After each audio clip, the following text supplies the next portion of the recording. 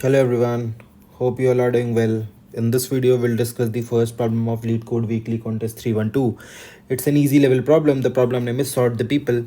So you're given an array of string names and an array of heights.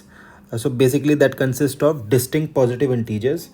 Both the array are of length n.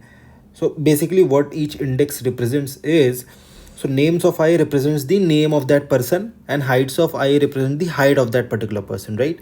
So all we need to do is return an array sorted in descending order of the people's height, right? So you are given height and names of certain folks.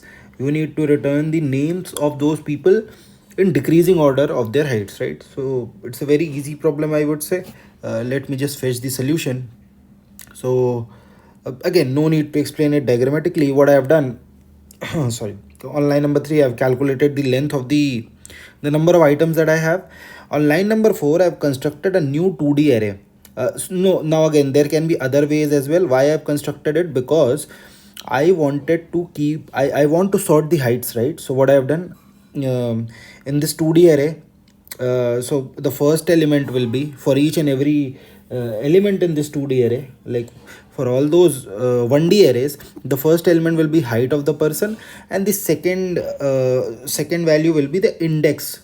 You can see on line number 7 the index, because when I sort it, I want to know the names, right? So I can directly refer to the index and find the name, right? On line number 9 I can sort it. So arrays dot sort, I've written a comparator that sorted based on decreasing order of their heights, right? So b dot 0 minus a dot 0. So if you have two elements passed in this comparator, keep the element with the higher value first and then the element with the smaller value. That's the meaning of this comparator. On line number 13 I've constructed a new answer array to return the answer, and on line number 15 you can see what I've done. Answer of I equals to names of arr of I and 1. So basically what I've done, I've sorted the array, and once I sort it by heights, obviously accordingly the second one will also be kept intact, right? So they are basically a tuple, right? So the second one after being sorted will represent the index of that particular guy.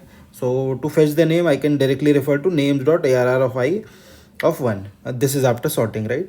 And then finally I return the answer, and then we are good to go. So yeah, it's yeah, this was the problem. So if you learn something new from this video, do support it by giving up a thumbs up. Do subscribe to the channel. In case you still have some queries, do let me know. I'll try to resolve each one of them. Thank you, take care, bye bye.